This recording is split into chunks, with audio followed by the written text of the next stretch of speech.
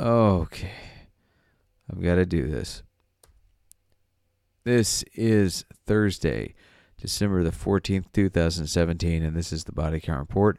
I'm going to be taking you around the world, showing you life or death situations, tragic or victorious stories where people are either fighting for or losing their lives. Okay. We have got some messed up stories for you today. This is a particularly soul-crushing day, apparently, around the world, with some very intimately painful stories to cover. This is a messed up one from right here in the United States. We have the Telegraph.co.uk reporting, New York woman charged with sending $85,000 in Bitcoin to support the Islamic State. Well, I hope we can give her the death penalty, because that is material support for an enemy combatant. So, yeah, I really hope we can kill this woman. That's disgusting. Moving on. Prince Libre.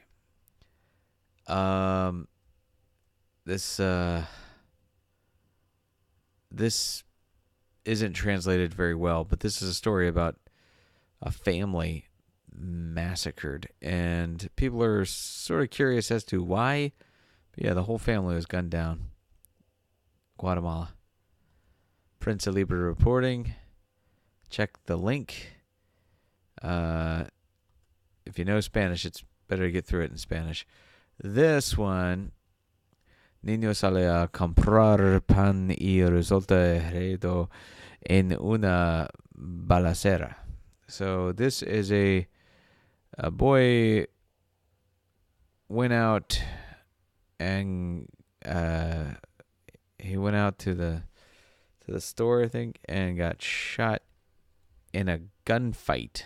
He was caught in the crossfire. Crazy situation. Check this out. Starting to sound a little more like El Salvador there. What happened? And then Prince Libre reporting again an American news story that I had not heard about. But this is a lawmaker from Kentucky. Killed himself yesterday. Because he was having a sexy times with people that didn't want him to have a sexy times or something. I don't know. He denied allegations, but then shot himself on a bridge. So, what's dangerous? What's deadly? What's the human life situation here? Well, suicide. Suicide's still a leading cause of death around the world. It's in the top 20 for everybody. All right. USA Today. Alleged reckless driver. Alleged reckless driver. I don't think it's not. The reckless driver is not the alleged part. The alleged part is, as we know, he was a reckless driver. The alleged part is hate crime murderer. I think USA Today is being a little weird with their words. Alleged reckless driver charged with first-degree murder in Charlottesville car attack. Why am I calling this a life or death situation? This guy has already ran into people with his car. He's not going to have the chance to do that again. Or will he? What am I saying? What am I doing? I'll tell you what's happening here. I'll tell you exactly what's happening here. This dude is getting overcharged. And you might be thinking, Sully, you can't defend this neo-Nazi who intentionally tried to kill all these people in Charlottesville, and he murdered a girl. It's first-degree murder. in order for it to be first-degree murder and for you to get a conviction on first-degree murder, you need to prove that this asshole right here, planned to murder the person that died. Okay? And that he left his house that morning intending to murder the girl that the woman that died. And also that he physically then killed her. You know what you're going to have trouble proving? That he did that he did those things in that order. Including the part about him physically killing her. And you might be going, but he hit her with his car and she flew up on the hood and she got smashed in between the other car. Nope.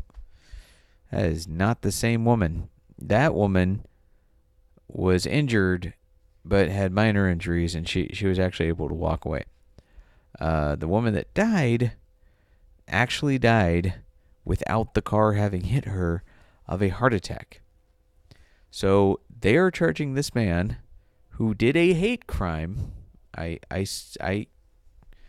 could see him getting hate crime charges, but they are charging him with first-degree murder for somebody who died with a heart attack because of something that he did. I think what they're doing is setting him up to get off on that charge so that there can be more riots and more attention drawn to this situation, which is what we saw in the Trayvon Martin case, what we saw in Ferguson, where basically undue pressure to prosecute is put on prosecution, and they cannot do that legally. So therefore, it devolves into a political situation where you're going, oh, look at this, look at that. There's activists, lawyers doing this stuff, and yeah, it's not good for anybody, except for the news and the people that want to abuse these situations for political gain. So, yep, after he gets off on this first-degree murder charge, which we're going to see more riots in America, because that's what Americans do. People keep telling me to talk about net neutrality. I hate to be really mean, but this is kind of a first world problem. You know, I even hearing PewDiePie's take on it, where he's, you know, people are saying you're gonna get slower internet, and he's like, I live in a place that gets crummy internet already, so he's not seeing it as a life or death situation. And I kind of agree with him. I've been trying to follow other news commentators' logic on this, and I think I'll link to a piece by Philip DeFranco about it, because Philip DeFranco is pretty trustworthy in his news. My issue is all the arguments that I've seen for keeping net neutrality are essentially all the exact same arguments I saw about not implementing net neutrality. So I'm a little confused as to what people really think net neutrality is, but at the end of the day, it seems like just government regulations on stuff, which, you know, there's ways to find workarounds and loopholes and stuff, and if you want to do what you want to do as a business or a corporation or as a person online, you just gotta find those loopholes and work within them. That's it. I mean, that's all we really can do. So, moving on. I that's my talk on net neutrality. And sorry, I see situations like this that are going to be abused by violent people and there's going to be riots in the street. If this guy gets off on a murder charge, that's overcharging, and lawyers will easily get him off on this. This is more of a life or death situation for people in America than net neutrality. Here we go. Here's a real fighting situation. Nigeria, Boko Haram.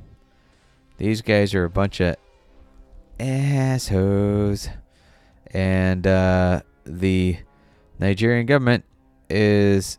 let me poke this guy in the head. I'm putting my finger up in his mask. Isn't that neat? That's funny. Okay. Yeah, so the Nigerian government is taking this seriously, which is good. I'm glad they're finally doing that, because I don't think that they've been taking them seriously. I know Goodluck Jonathan didn't take them seriously, so it's good to see Buhari is at least doing some lip service on this. So we've got criticism, trial, government's approval for the Nigerian billion to fight Boko Haram. So we're seeing backlash from people in Nigeria, because honestly, you look at what the world sees, and they're like, oh, good, people are fighting Boko Haram.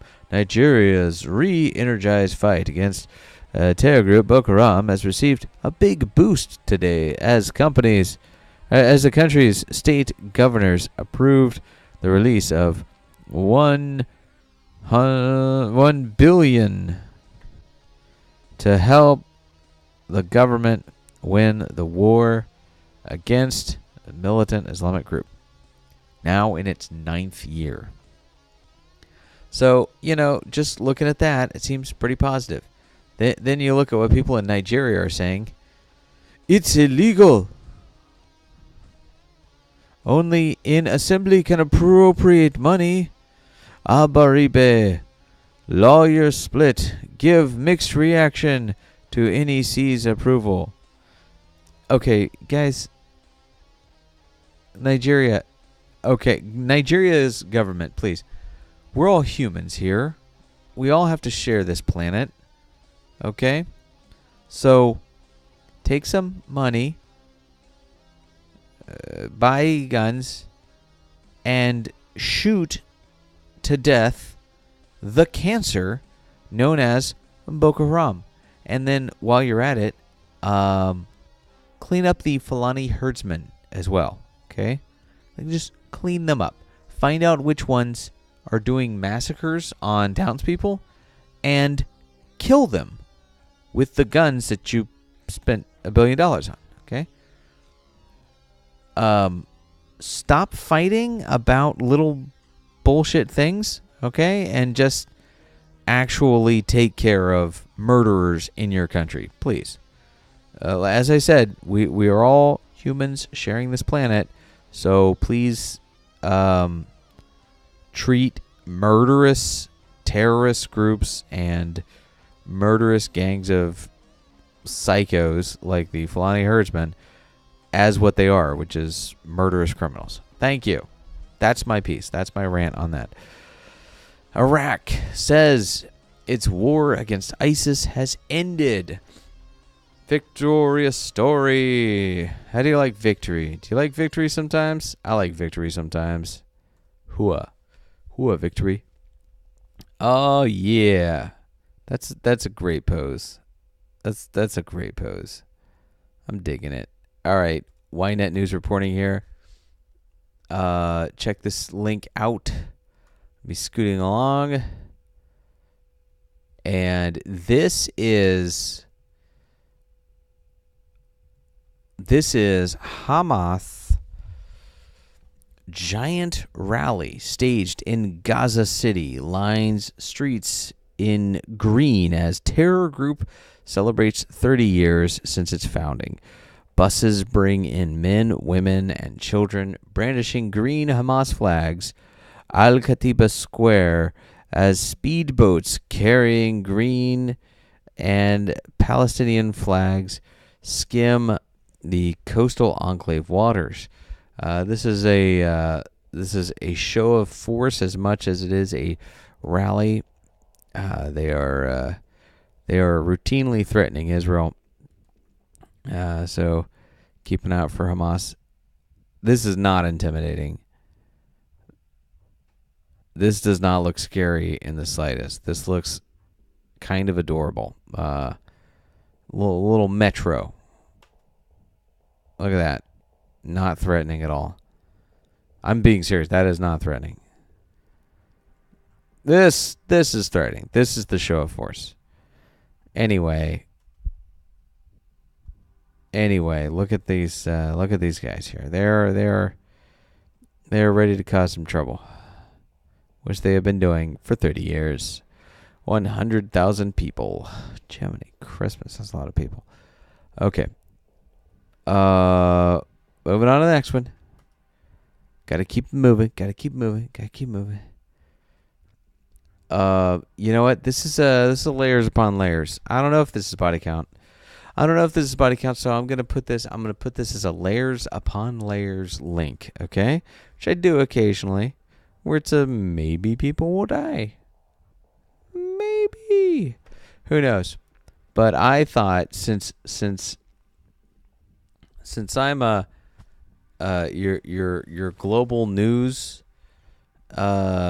czar for Big Man Tyrone's Kekistan, I have to let you know when spooky man George Soros is in international news.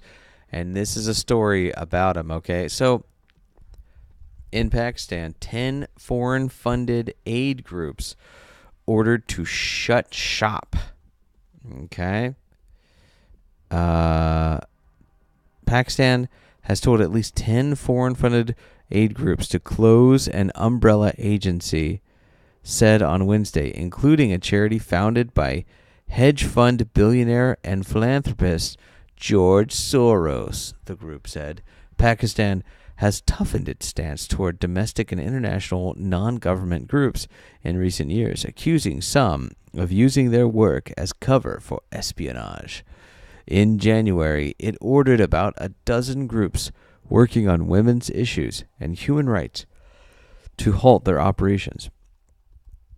So I have to say, I think it's funny that they name drop George Soros here, because a lot of NGO groups do a lot of good work in the world, and out of the 10 closed, a charity, meaning one, was founded by George Soros. So I this is funny.